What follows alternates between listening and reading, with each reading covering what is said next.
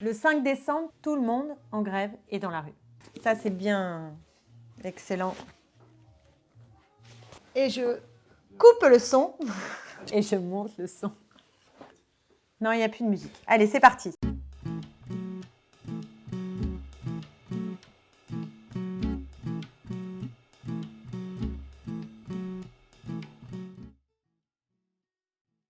J'imagine que vous n'avez pas pu échapper au fameux Black Friday parce que ça inonde les réseaux, notre imaginaire contemporain de cette société de consommation qui confine vraiment à un consumérisme qui est un mal de notre époque et qui est aussi un moteur du capitalisme contemporain puisqu'il s'agit de nous faire acheter tout et n'importe quoi, toujours plus vite et avec des objets qui sont toujours plus obsolètes, c'est-à-dire qui ne durent moins longtemps. Alors ce monde-là du consumérisme, c'est une folie. D'abord une folie par rapport au climat, puisqu'on sait que c'est destructeur de la biosphère. On sait aussi que c'est une folie pour nos désirs, pour notre imaginaire, pour le sens de nos vies, qui devient de plus en plus rivé vers cette espèce d'idée qu'il faut consommer pour exister.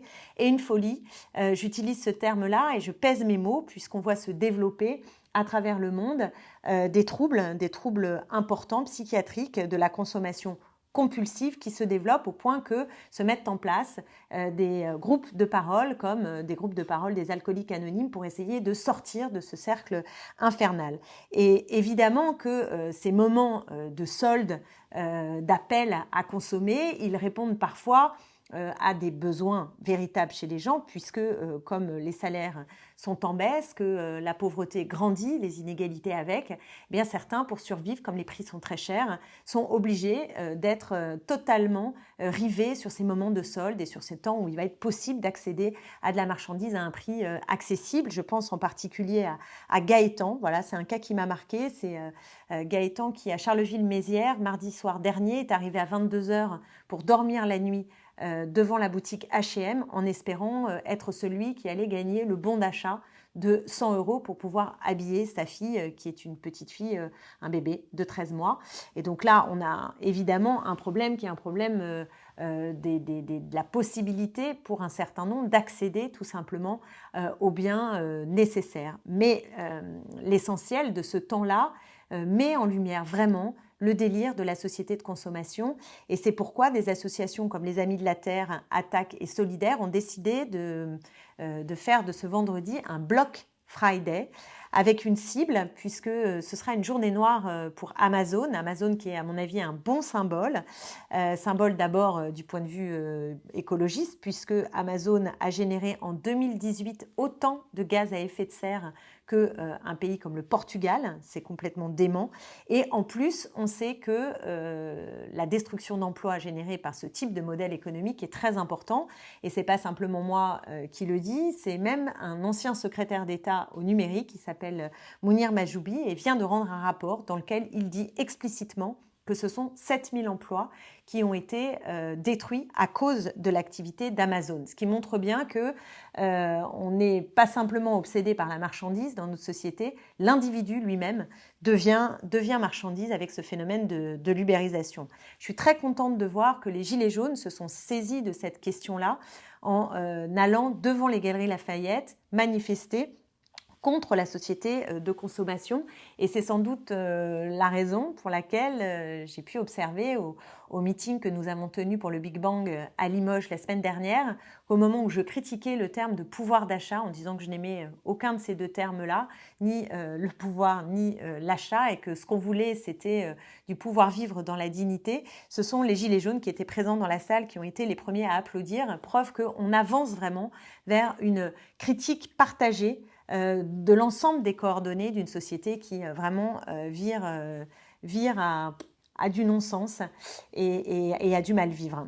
Et je crois que maintenant, la question majeure qui doit être posée dans le débat public est celle de la définition des besoins. Parce qu'au fond, on a des besoins qui sont des besoins superflus, et notamment générés par le délire consumériste, et des besoins qui sont des besoins authentiques. Ça évolue à travers le temps. Les besoins sont aussi individuels, correspondent à chaque besoin de chaque individu. Mais pour autant, je pense qu'il y a une grande réflexion à ouvrir, à avoir sur les besoins. Et c'est d'ailleurs ce que propose Razmik Cheyhan, livre que je vous recommande. C'est un livre sur les besoins artificiels, comment sortir du consumérisme, par un sociologue brillantissime, et qui démarre justement son propos sur un exemple qui est la question de l'éclairage, parce qu'aujourd'hui nos sociétés sont très très très éclairées à un tel point que évidemment on est au cœur du délire de la consommation d'énergie, puisque c'est très très très coûteux du point de vue énergétique, mais aussi avec des pollutions lumineuses qui peuvent être dangereuses sur le plan psychologique, voire physique.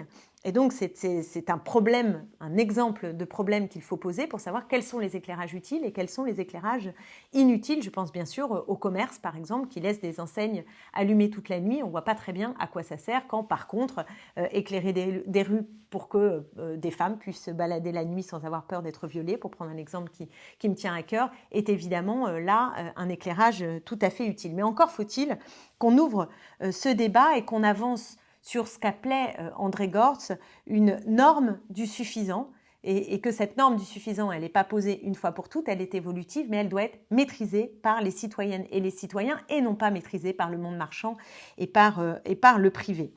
Donc, avec ce grand débat ouvert, je pense qu'on pourrait avancer vers des propositions très concrètes pour permettre justement d'encadrer ce délire consumériste.